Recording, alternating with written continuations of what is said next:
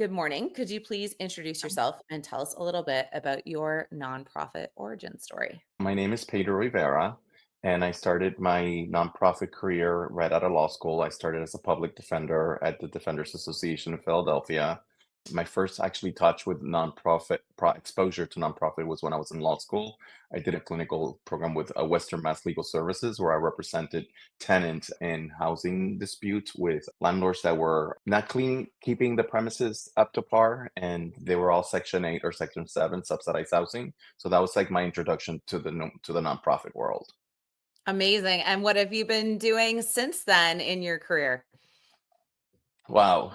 Like I said, I started my career, my legal career as a public defender. And then as some of my friends said to me, I turned to the dark side. I had to pay my bills. So I did corporate work for probably the next 20 something odd years. I worked for an insurance company as in-house counsel. I worked in a large law firm, and then I worked in the financial services industry doing wealth management. But throughout that process, one of the things I always did is I sat on nonprofit boards. So I sat on the nonprofit board of Action AIDS in Philadelphia. I sat on the board of the Hispanic Bar Association of Pennsylvania, being a former president of the organization. I sat in a Latino-based organization called Asociación de Puertorriqueños en Marcha. I also sat in the through the Philadelphia Bar Association in the Volunteers Indigent Program, also which we represented and us helped the indigent people be able to have resources. So even through my career where I did corporate work, I always gave back by sitting on nonprofit boards. And I felt like during those times I was able to make the impact not only so much because of my professional position, but also because I had the means to be able to make a significant contribution to the nonprofit organizations that I sat on the board. And then for the last 15 years of my career, that I switch into fundraising and development. I've worked in nonprofits going from different NGOs, Latino-based organization, and higher ed. I love that. I think your story is, as I've gotten talking to more and more people in the sector, there is such a wide range of people and their stories. And I'm seeing a lot of individuals who are sunsetting the for-profit part of their career, reaching out because they're going, well, how do I start working in nonprofit? Right. And yours is such a brilliant way of doing it because often I'm saying, go volunteer, like even understand how some of this works, what the dynamics look like. There are plenty of nonprofits who need your support, but this is different than for profit. And you really should understand some of those nuances in the work.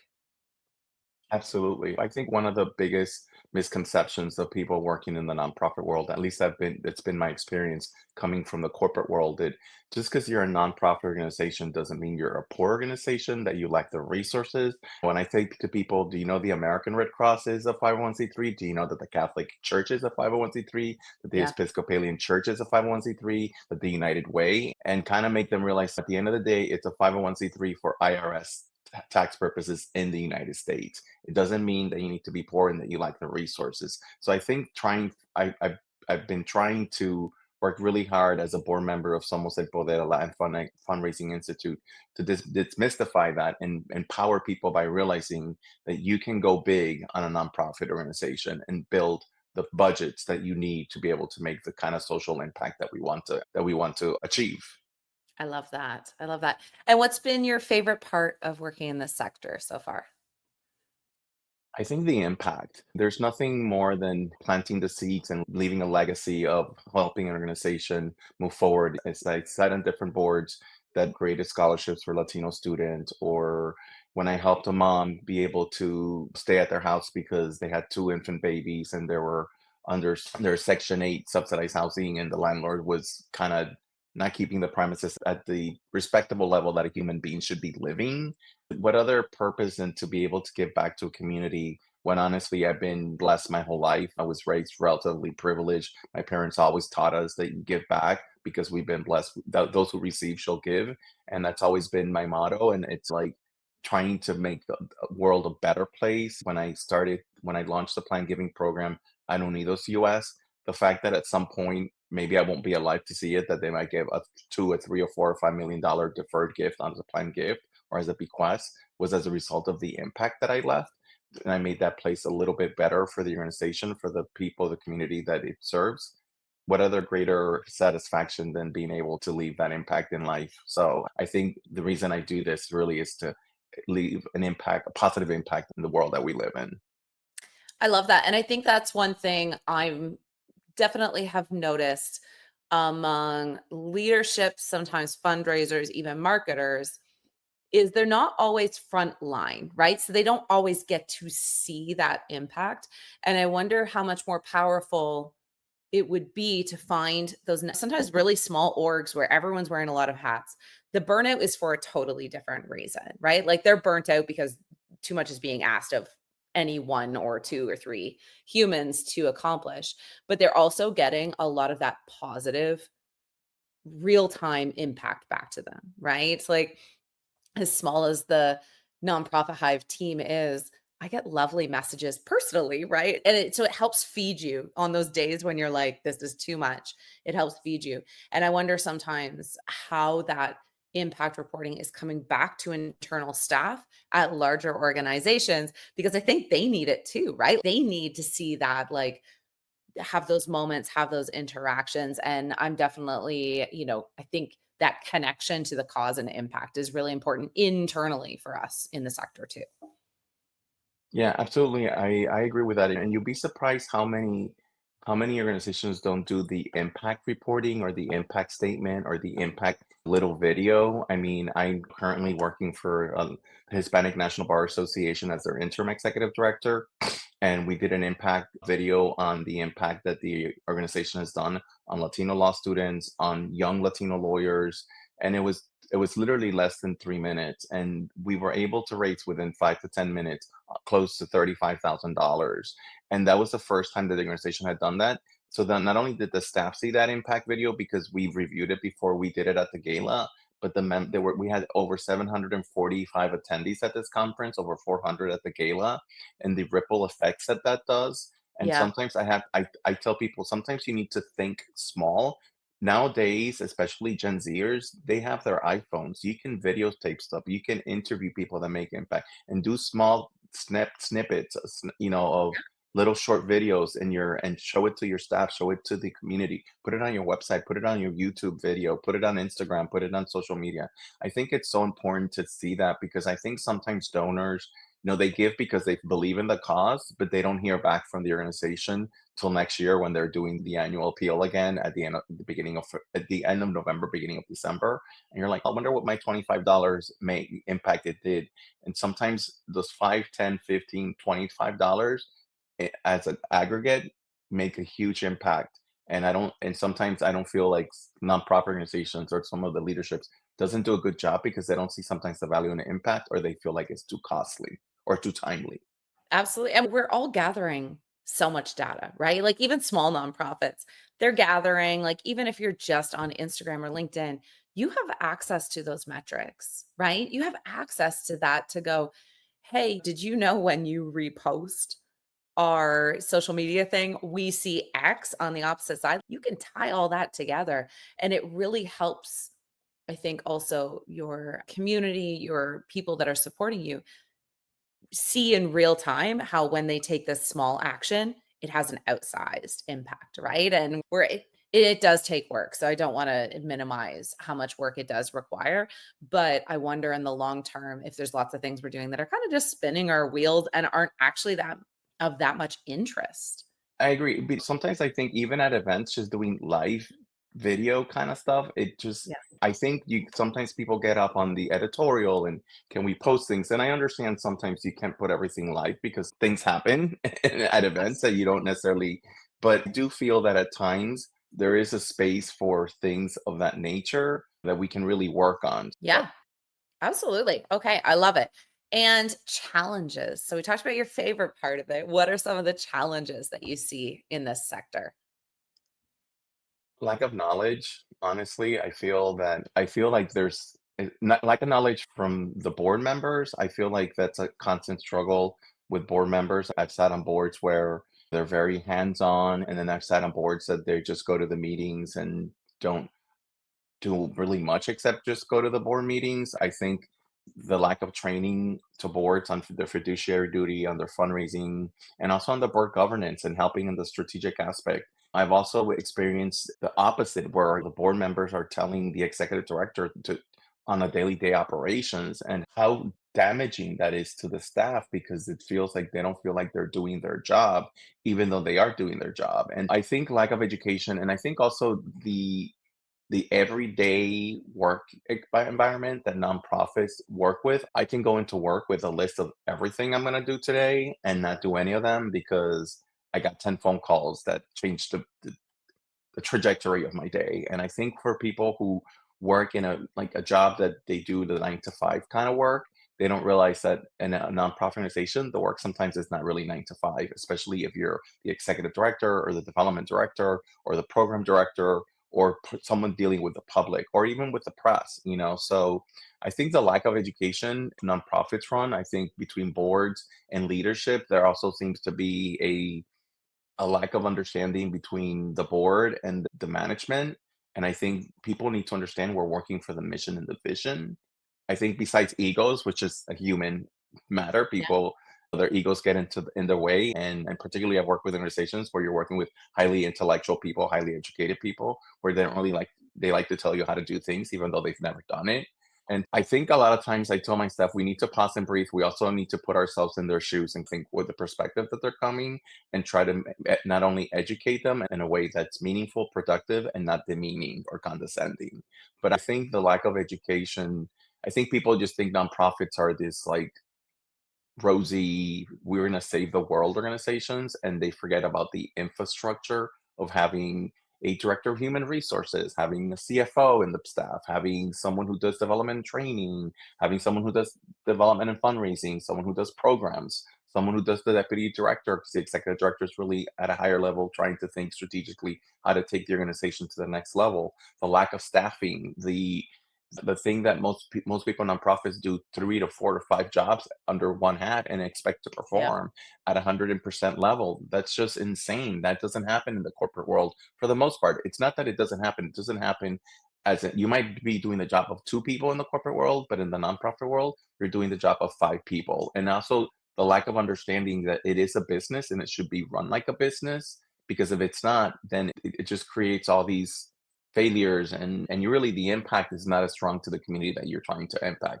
So that's in many ways what I feel it's a lot of the issues pertaining to nonprofits. Yeah. There's so many, right? And definitely you hit on a big one, which is boards. That's one of the number one challenges I hear about frequently from people is the board conversation because it is tricky as a small startup.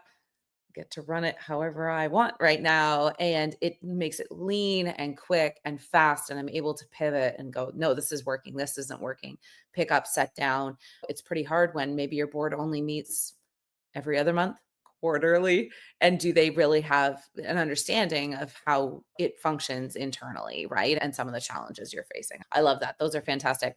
How has peer support in your long career, your entry into nonprofit, and how has peer support factored into your work?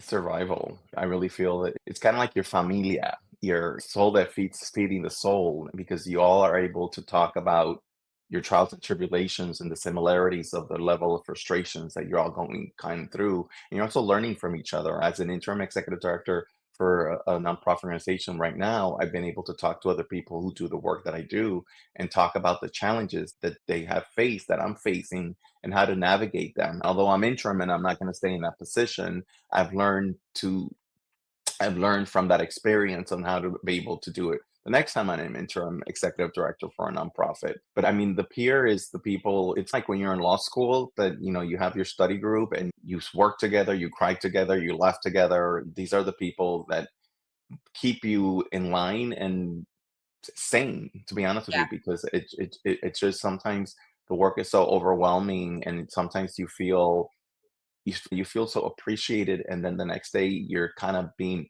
put down by a board member or by a donor or by a corporate sponsor who doesn't understand the intricacies and the difficulties and the complexities of running a nonprofit on a like low budget, on not enough staffing, on not having the latest technology available to your staff, because the board doesn't see the value in that. And we're going back to the board, it's that kind of stuff. I do training on board development and board responsibilities and duties. And I have been told after after my speech or session that I was too harsh on board members. And I said to them, if you felt like I was too harsh, then I hit a wrong nerve and I did my job. So that means you're not doing something. I don't do it in a shameful way. I do it. This is if you decide to get onto this boat, get on it. If not, get off it. I'm a big proponent of if you're on the board, you give, you get, or you go.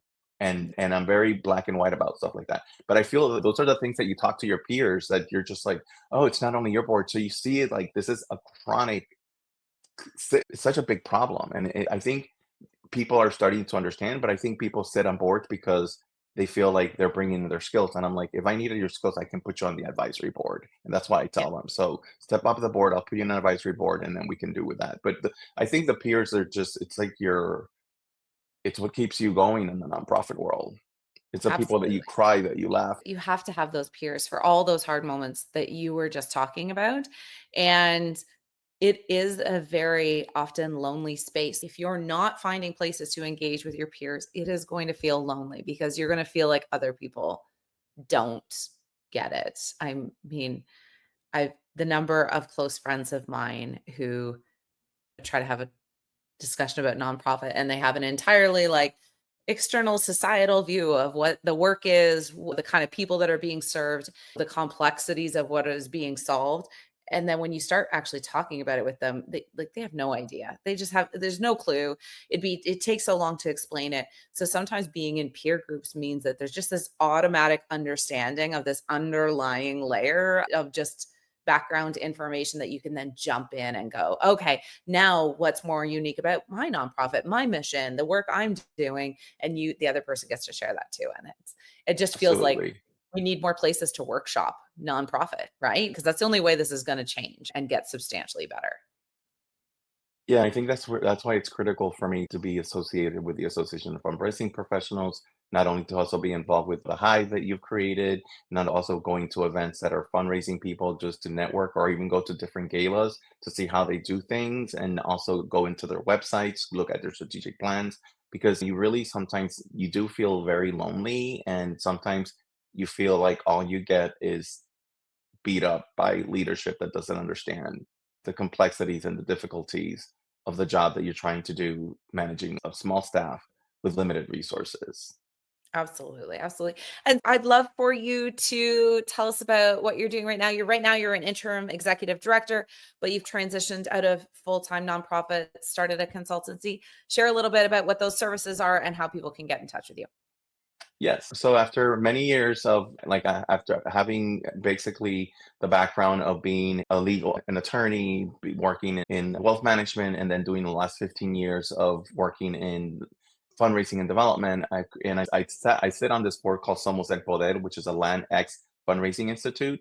And I do a lot of pro bono work consulting with firms on like fundraising strategies, board governance, plan legacy programs, and also leadership services to nonprofits undergoing leadership transitions, ensuring that there's seamless oversight and continue and there's continuity for the organization. So I decided to start my own consulting practice at this I like call like my last I guess quarter of my career or the last 10 to 15 years, which I will, before I end up hanging the hat and retiring full time. But so I created my consulting company called PJR Consulting, and it's really to empower nonprofits with my expertise. I like to focus on Latinx and LGBT because I'm part of both communities, but it doesn't stop me from helping other communities that need the empowering in smaller communities.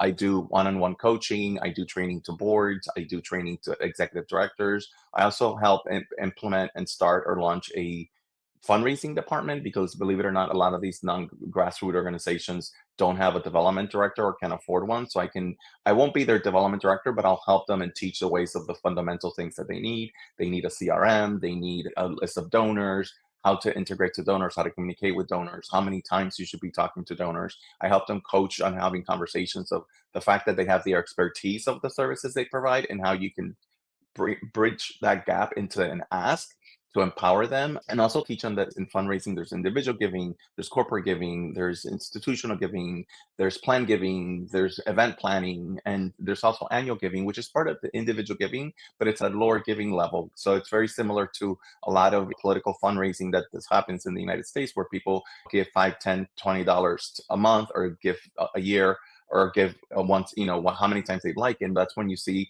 these political parties raise so much money. And the importance of having money that's not restricted to the programs that you're providing, because that gives you the freedom to be able to be a bigger impact. I started this consulting practice. My first client ended up being as an interim executive director for a professional membership organization in this country, which is the Hispanic National Bar Association.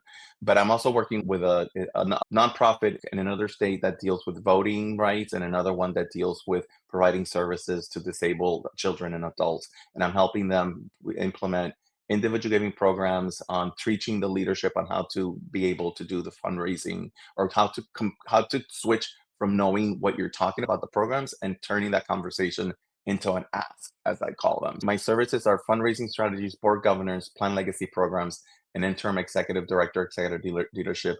And you can reach me at PJ Rivera, Rivera, at pjrconsultingllc.com.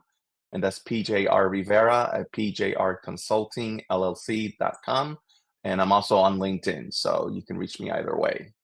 This is great. Thank you so much for doing this with me. I love to show the breadth of our members and like their journeys and stories, because like we noted, that peer piece of seeing yourself in the sector is so critical.